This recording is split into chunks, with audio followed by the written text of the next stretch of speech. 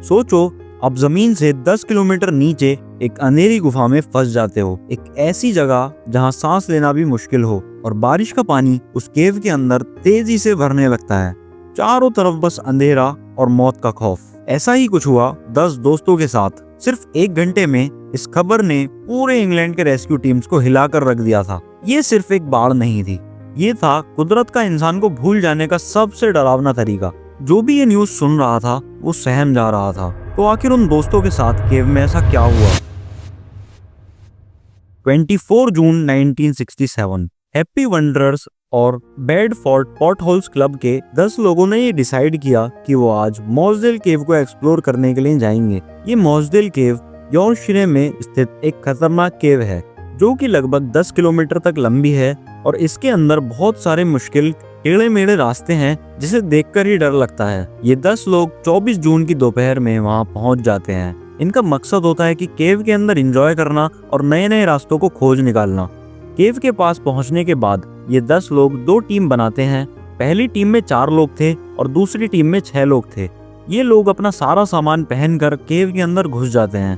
पहले कुछ घंटे ये लोग केव के अंदर खूब एंजॉय करते हैं, एक दूसरे के साथ हंसी मजाक करते हैं, लेकिन थोड़ी दूर जाने के बाद इनके सामने बहुत छोटे छोटे रास्ते आ जाते हैं जहां से निकलना आसान नहीं था। इसलिए हैप्पी वंडर्स के 4 लोग आगे जाने से मना कर देते हैं क्योंकि उनका मानना था कि आगे खतरा हो सकता है। और शाम को 5 बजे ये लोग केव से बाहर निकल जाते हैं। अब जो होने वाला था उसको सुनकर आपका दिल सहम उठेगा। केव से बाहर निकलने में उन्हें पता चलता है कि बाहर मौसम बहुत ज्यादा खराब हो गया है और काफी तेज हवा चल रही है। इसलिए उनमें से 3 वापस इंग्लैंड चले जाते हैं, लेकिन उनकी एक साथी जिनका नाम था मॉर्गन फोर्ब्स वहीं केव के पास रुकने का फैसला लेती हैं। अब केव के अंदर ये 6 लोग बचे थे। 19 साल का बिल फ्रेक्स, 23 साल का कॉलिन विकर्स, 26 साल का डेव एडमन जो कि इस केव में कई बार आ चुका है और इसी ने इस केव को एक्सप्लोर करने का प्रोग्राम बनाया था, 24 साल का जोफ बोरे, 17 साल का माइकल रयान और 21 साल का जॉन ऑगडन। ये 6 लोग केव के अंदर धीरे धीरे घुसने लगते हैं। अब शाम के 7 बज गए थे। तेज हवा तूफान में बदल गया था। अब जो होने वाला था वो किसी ने भी नहीं सोचा था। तूफान के साथ साथ बहुत तेज बारिश होना भी शुरू हो गई। केव के बाहर खड़ी मॉर्गन इस बारिश को देखकर घबरा जाती है क्योंकि उसे पता था कि अब क्या हो सकता है। मॉर्गन जिस चीज से घबरा रही थी वही हुआ। तेज बारिश की वजह से बहुत सारा पानी केव के अंदर जा रहा था, लेकिन केव के अंदर इन 6 लोगों को जरा सी भी भनक नहीं थी कि बाहर क्या हो रहा है। कुछ देर के बाद ये 6 लोग केव के अंदर फार मैराथन नाम की जगह पर पहुंच जाते हैं जहां केवल अब तक 1 या 2 लोग ही पहुंच पाए हैं। एक तरफ तो ये अपनी इस अचीवमेंट के लिए बहुत खुश थे और दूसरी तरफ इनकी मौत इनके पीछे ही खड़ी थी। केव में इतना पानी भर गया था कि ये पानी इनके पास तक आ गया था। ये केव के अंदर रेंग रहे थे, इसलिए पानी इनके मुंह तक आ गया था। डेव एडमन जो कि इन सब का सीनियर भी था और इनके पास केव का सबसे ज्यादा एक्सपीरियंस भी था, उसने उन 5 से कहा कि ऐसी जगह ढूंढो जहां खड़े होकर मुंह ऊपर किया जा सके ताकि इनको ऑक्सीजन मिलती रहे। केव के बाहर मॉर्गन को कुछ समझ में नहीं आ रहा था कि अब वो क्या करे। उसने केव के थोड़ा अंदर जाकर उन्हें ढूंढने की कोशिश करी, लेकिन वो इस टाइम तक केव के बहुत अंदर जा चुके थे। अब रात के 9 बज रहे थे। पूरा केव एक झील बन चुका था। 1967 के टाइम पर बहुत कम लोगों के पास फोन हुआ करते थे। मॉर्गन को पता था कि अब उसको किसी के पास जाकर ही हेल्प मांगनी पड़ेगी। मॉर्गन तेज बारिश में 2 से 3 किलोमीटर भागकर पास के एक फार्म हाउस में पहुंची, जहां उसने रात के 11:10 पर पुलिस और केव रेस्क्यू टीम को कॉल किया। कॉल मिलते ही वॉरफेडल फेल रेस्क्यू टीम जब मोसडेल केव के पास पहुंची तो वो वहां का मंजर देखकर दंग रह गई, क्योंकि पूरे केव में पानी भर गया था और ये केव एक झील सा लग रहा था। इस रेस्क्यू टीम को पता था कि ये काम उनकी पहुंच से बाहर है, इसलिए उन्होंने भी बहुत सारे रेस्क्यू टीम को फोन कर दिया। जैसे जैसे रेस्क्यू टीम्स को इस इंसिडेंट के बारे में पता चल रहा था, वो सब तुरंत ही मोसडेल केव के पास पहुंच रहे थे और सारे रेस्क्यू टीम वहां का मंजर देखकर घबरा रहे थे। अब जब इस केव के पास अच्छे खासे लोग इकट्ठा हो गए तो रेस्क्यू टीम के सामने अब ये सवाल खड़ा हो गया कि इतने खतरनाक और कीचड़ वाले केव में कैसे जाया जाए। रात को केव की स्थिति इतनी खराब थी कि उनके हाथों सिर्फ निराशा ही लगी। रेस्क्यू टीम ने रात को तेज बारिश के बीच बहुत सारी गाड़ियां, ट्रैक्टर वगैरह मंगवा लिया। अगले दिन 25 जून को मोसडेल केव के आसपास की जगह ऐसी लग रही थी कि यहाँ पर कोई वॉर हुआ है। वहां पर खड़े सारे रेस्क्यू टीम्स ने ये डिसाइड किया कि वो लोग 6 फीट चौड़ी, 10 फीट गहरी और लगभग 100 गज लंबी खाई खोदेंगे। ये काम करना बहुत मुश्किल लग रहा था क्योंकि उनके पास कोई ज्यादा इक्विपमेंट्स नहीं थे, पर ये काम करना जरूरी भी था। टीम ने ज्यादा टाइम न लगाकर खाई खोदना स्टार्ट कर दिया। बहुत से लोग तो अपने हाथों से ही गड्ढा खोद रहे थे। इन लोगों को ये सवाल सता रहा था कि ये लोग खाई खोद भी पाएंगे, और अगर खोद भी देंगे तो क्या ये काम भी करेगा या फिर इनकी मेहनत बेकार जाएगी। अब ये चमत्कार ही था क्योंकि ये इतने सारे लोग थे कि इन्होंने सुबह ही खाई खोद के रख दिया। अब बस इनके सामने ये सवाल था कि क्या ये काम भी करेगा। इन सवालों को मन में रखते हुए जब इन लोगों ने खाई को केव से अटैच किया तो केव से पानी बहुत तेजी से निकलने लगा। अब बारी थी केव में फंसे लोगों को बचाने की। तो इस जोखिम को उठाने का जिम्मा लिया 41 साल के जिम आयरी ने, जो कि इंग्लैंड के जाने माने केवर थे। जिम के लिए किस्मत की बात तो ये थी कि ट्रेजेडी से 7 दिन पहले डेव एडमसन ने जिम को भी अपने साथ चलने के लिए इनवाइट किया था। हालांकि जिम एक साहसी केवर थे, लेकिन वो भी मॉसडेल केव में जाने से घबराते थे। लेकिन अब उनका दोस्त केव के अंदर फंसा था तो उनका केव के अंदर जाना बहुत जरूरी था। जिम और कुछ लोग केव में जाने के लिए तैयार हो गए। उनके अंदर जाने से पहले खाई में कुछ पाइप लगाए गए जिससे कि पानी और तेजी से निकलने लगे।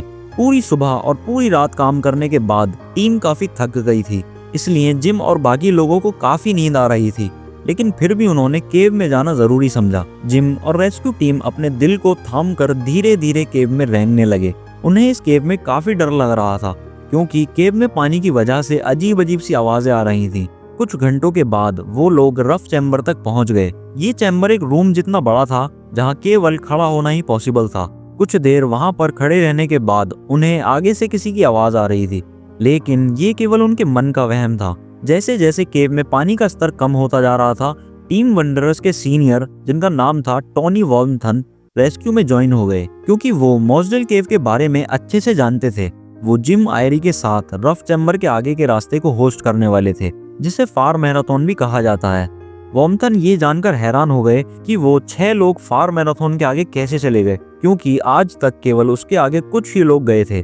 वॉर्मथन को फार मैराथन के आगे जाने से डर लग रहा था, लेकिन उनका आगे जाना भी बहुत जरूरी था। जैसे जैसे वो आगे जा रहे थे, सन्नाटा बढ़ता जा रहा था क्योंकि बाहर पाइप की वजह से केव में पानी कम होता जा रहा था। फार मैराथन के आगे 900 फीट और 5 घंटे तक रेंगने वाला रास्ता था, वो भी बहुत छोटे छोटे। इस रास्ते में वॉर्मथन को थोड़ी दूर जाने के बाद 2 डेड बॉडीज मिली। फिर और आगे जाने के बाद 3 और डेड बॉडीज मिल गईं। जब केव के बाहर ये मैसेज दिया गया तो उनकी फैमिली का हाल रो रो कर बहुत बुरा हो गया था, लेकिन अभी भी उन्हें छठा केवर नहीं मिला था, जो था जॉन ऑगडन। उससे आगे भी जाकर और ढूंढा गया, लेकिन वो कहीं नहीं मिला। बस यहीं से इस कहानी में ट्विस्ट आने वाला था। जब जिम ने टीम को कॉल किया तो बाहर से जवाब आया कि अभी के अभी केव से बाहर निकलो। बाहर की स्थिति खराब होती जा रही थी क्योंकि केव से पानी निकालने वाला पाइप टूटने वाला था। ये सुनकर सारे रेस्क्यू मेंबर्स उन 5 डेड बॉडीज को केव में छोड़कर केव से बाहर निकल आए। अब सबके सामने सवाल ये था कि वो छठा केवर जॉन ऑगडन कहाँ होगा। क्या वो भी मर गया होगा या फिर वो कहीं पर खड़ा होकर इन सब का वेट कर रहा होगा। अब रेस्क्यू टीम ने बॉबी लीके से एडवाइस मांगी। ये वो इंसान था जिसने इस केव को एक्सप्लोर कर कर केव का मैप बनाया था। उन्होंने रेस्क्यू टीम को बताया कि जॉन ऑगडन अभी भी फार मैराथन के आगे जिंदा हो सकता है। लेकिन सबसे बुरी बात यह हुई कि शाम को दोबारा से बारिश होना शुरू हो गई, इसलिए पूरी रात रेस्क्यू टीम हाथ पे हाथ रखकर खड़ी रही। ट्यूसडे की मॉर्निंग को रेस्क्यू टीम दोबारा केव में घुस गई। इस टाइम तक मॉसडेल केव वर्ल्ड न्यूज बन गया था। टीवी एंकर्स, मीडिया वगैरह मॉसडेल केव के आसपास पहुंचे जा रहे थे। पिछली रात तेज बारिश की वजह से अभी भी ये इम्पॉसिबल लग रहा था कि जॉन ऑगडन अभी भी जिंदा होगा। हालांकि एक्सपीरियंस्ड केव डाइवर्स द्वारा ये अंदाजा लगाया गया कि जॉन ऑगडन अभी भी जिंदा हो सकता है, इसलिए उन्होंने केव में जाने का लास्ट ट्राई किया। रेस्क्यू टीम ने 6 लोगों की एक टीम बनाई और वो फार मैराथन के आगे जा ही रहे थे कि उन्हें वहां पर एक रिंग मिली। थोड़ी दूर जाने के बाद उन्हें वहां पर एक जूता भी मिला। इससे ये अंदाजा लगाया गया कि शायद जॉन अभी भी जिंदा होगा और इन निशानियों के थ्रू वो उनको अपने पास बुला रहा है। लेकिन पूरे दिन केव के अंदर ढूंढने के बाद भी जॉन उन्हें कहीं नहीं मिला। केव का कोना कोना ढूंढने के बाद भी जॉन का नामो निशान नहीं था।